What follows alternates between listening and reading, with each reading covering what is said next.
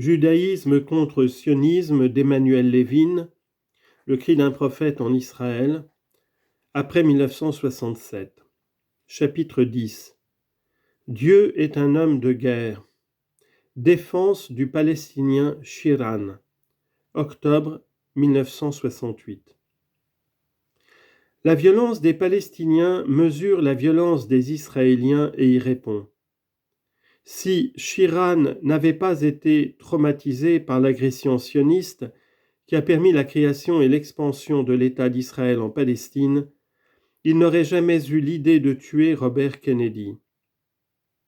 De même, des amis antisionistes condamnent les attentats terroristes des résistants palestiniens, notamment celui de Jérusalem qui a fait de nombreuses victimes parmi la population civile, et prétendent que ces actes desservent la cause palestinienne. On s'attendrait que nous, qui nous prétendons non violents, exprimions cette opinion. Mais on oublie qu'en Palestine, ce sont les sionistes qui ont introduit les méthodes terroristes et que c'est grâce à elles qu'ils ont conquis le territoire de leur État, d'où ils ont chassé ses habitants palestiniens. Des Juifs palestiniens nous ont raconté les horribles attentats qu'ont commis les sionistes contre les civils arabes pour les contraindre à fuir. Par exemple, ils chargeaient des enfants arabes de porter des colis piégés. Ils jetaient des bombes dans les souks. Deir Yassin, où 250 femmes, enfants, vieillards furent massacrés par les terroristes sionistes, a eu beau être désapprouvé par la conscience universelle et même juive, il n'a pas desservi la cause de l'État juif puisqu'il a fait fuir les populations arabes. Les Palestiniens, las de faire des prières, de compter sur les sentiments de justice des grandes puissances ou même sur l'aide des armées arabes, ont résolu de se mettre à l'école des sionistes et d'utiliser leurs méthodes de terreur qui leur ont si bien réussi. Quand le monde aura condamné l'État d'Israël, nous les condamnerons également. Nous, Juifs, notre devoir est de condamner la violence juive, c'est-à-dire le sionisme, et l'existence de son État fondé dans le sang et l'iniquité, comme l'a fait le prophète Michée au chapitre 3. Versets 9 à 12, citation.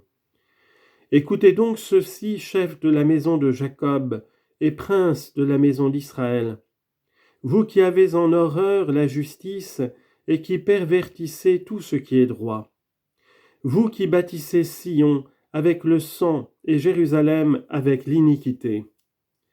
Et ils osent s'appuyer sur l'Éternel, ils disent, l'Éternel n'est-il pas au milieu de nous ? Le malheur ne nous atteindra pas. C'est pourquoi, à cause de vous, Sion sera labouré comme un champ, Jérusalem deviendra un monceau de pierre, la montagne du temple une colline couverte de bois. Fin de citation. Les sionistes ont été prévenus par les prophètes, les rabbins, les penseurs juifs les plus éminents, les politiciens sages. Ils n'ont écouté personne, ils ont passé outre, ils ont semé la violence, qu'ils ne s'étonnent pas de récolter du sang, ils l'ont voulu. Si la reconstruction de Sion a des références dans la Bible, sa destruction en a également, ce qui est le cas de l'État sioniste, qui a été établi par la violence humaine et la puissance de l'argent, et non par l'Esprit de l'Éternel. Pour détruire l'œuvre sioniste, il fallait bien que Dieu la laisse se construire, de faire d'Israël un exemple pour le monde et de lui faire comprendre que, citation, « Si l'Éternel ne bâtit pas la maison, ceux qui la bâtissent travaillent en vain. » Psaume 127, verset 1. Les destructeurs de l'État sioniste accomplissent la volonté de Dieu. Les terroristes d'El-Fatah sont les serviteurs de l'Éternel Adonai. Nous devons les vénérer et les craindre, et surtout ne pas nous opposer à leurs desseins, même les plus criminels, car Dieu est un homme de guerre, comme le dit la Bible hébraïque, Atta Adonai El Milhama. Chapitre 11. La place honteuse d'Israël dans la guerre tricontinentale. Article de Jacques Bergier dans la revue Planète de septembre-octobre 1968. Castro a raison. La situation déborde le marxisme classique. Plusieurs analyses sont évidemment possibles, et celle qui paraît avoir été retenue, aussi bien chez Mao qu'à La Havane, paraît être fondée sur l'impossibilité de rattraper la civilisation technique et par conséquent sur la nécessité de la retarder, de la paralyser si possible, de la détruire. À la fois en multipliant les Vietnams, en armant la Chine et en créant à l'intérieur même des pays développés des guerres raciales et des guerres révolutionnaires. Tout cela était connu des stratèges occidentaux. On s'attendait à un été chaud aux États-Unis et à une révolte massive des Noirs. C'est en France et au printemps que l'explosion a eu lieu. Il est certain cependant que la civilisation occidentale menacée songe à des ripostes du même type. La revue de La Havane tricontinentale, dans son numéro 4-5 de janvier à avril 1968, annonce que les unités anti-guérilla de la République du Tchad et du Royaume d'Éthiopie sont dirigées et encadrées par des officiers israéliens. Il est assez probable qu'une étrange alliance pour la défense de la civilisation technique, comprenant aussi bien les États-Unis et l'URSS qu'Israël et l'Afrique du Sud, tentera de s'établir. Commentaire.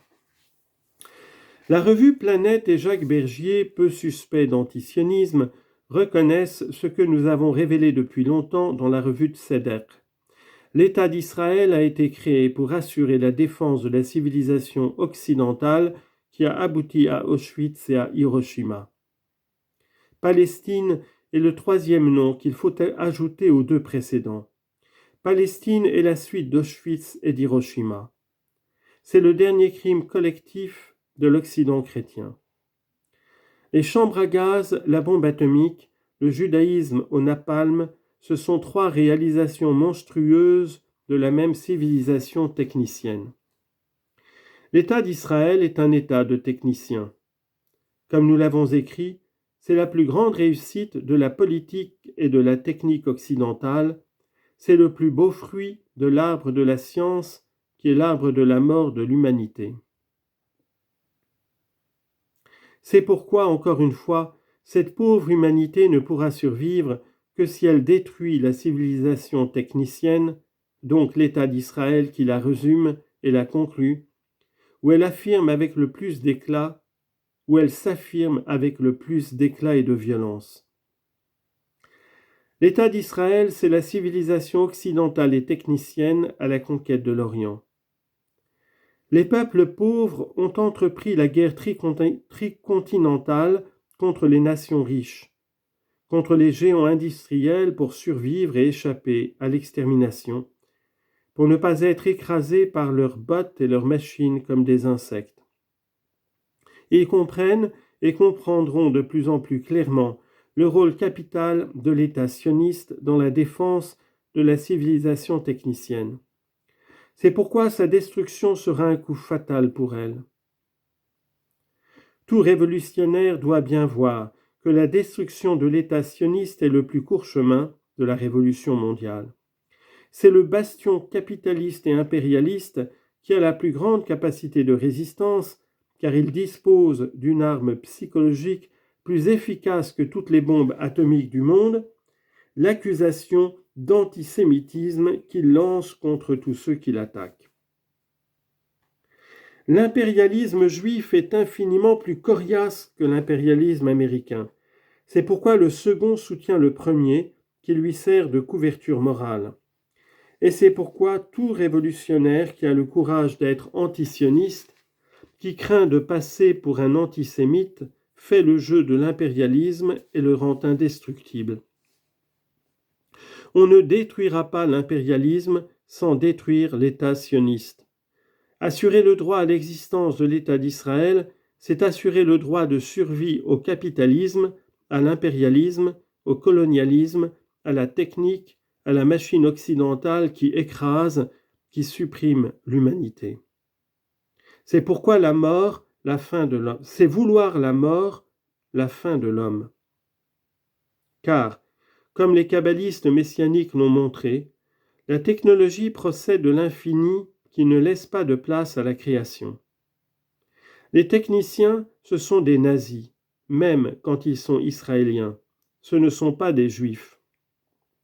Le nouvel Israël, l'Israël messianique, ce sont tous les pauvres engagés dans la guerre tricontinentale et en premier lieu le peuple palestinien, car détruire l'État sioniste est une tâche plus impossible que détruire les États-Unis. C'est pourquoi tous les révolutionnaires du monde doivent lui accorder une aide en priorité et sans réserve. Ne sort du monde la victoire ou la défaite de l'impérialisme, l'esclavage universel ou la libération messianique de l'humanité se joue au Moyen-Orient. Le peuple palestinien a un caractère christique. Il souffre pour les fautes du monde. Dieu s'incarne en lui. Dieu est avec lui. Il vaincra le sionisme et l'impérialisme parce qu'il est le plus faible et le plus pauvre avec l'aide de tous les révolutionnaires du monde. Debout les damnés de la terre, en marche vers Sion pour le royaume de justice sur terre. Le Dieu qui a libéré les esclaves vous appelle. Il vous invite au jugement dernier du monde capitaliste.